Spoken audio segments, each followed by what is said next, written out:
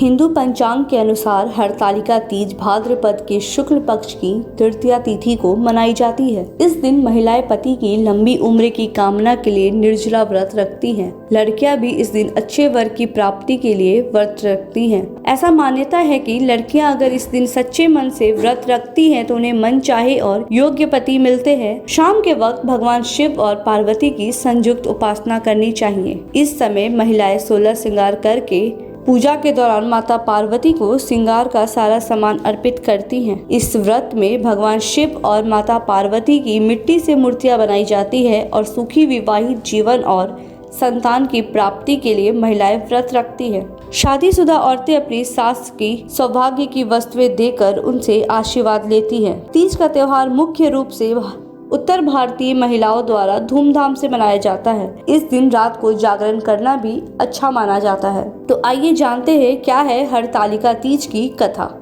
एक पौराणिक कथा के अनुसार माता पार्वती ने भगवान भोलेनाथ को पति के रूप में पाने के लिए कठोर तप किया था। हिमालय पे गंगा नदी के तट पर माता पार्वती ने भूखे प्यासे रहकर तपस्या की। माता पार्वती की यह स्थिति देखकर उनके पिता हिमालय बेहद दुखी हुए और एक दिन महर्षि नारद भगवान विष्णु की ओर से पार्वती जी के लिए विवाह का प्रस्ताव लेकर आए। लेकिन जब माता पार्वती को इस बात का पता चला तो वे विलाप करने लगी। एक सखी के पूछने पर उन्होंने बताया कि वे भगवान शिव को पति के रूप में प्राप्त करने के लिए कठोर तप कर रही हैं। इसके बाद अपनी सखी की सलाह पर माता पार्वती वन में चली गईं और भगवान शिव की आराधना में लीन हो गईं। इस दौरान भाद्रपद में शुक्ल पक्ष की तृतीया के दिन हस्त नक्षत्र में माता पार्वती ने रेत से शिवलिंग का निर्माण किया और भोलेनाथ की आराधना में मग्न होकर रात्रि जागरण किया। माता पार्वती के कठोर तप को देखकर भगवान शिव ने उन्हें दर्शन दिए और पार्वती जी की इच्छा अनुसार उन्हें पत्नी के रूप में स्वीकार किया।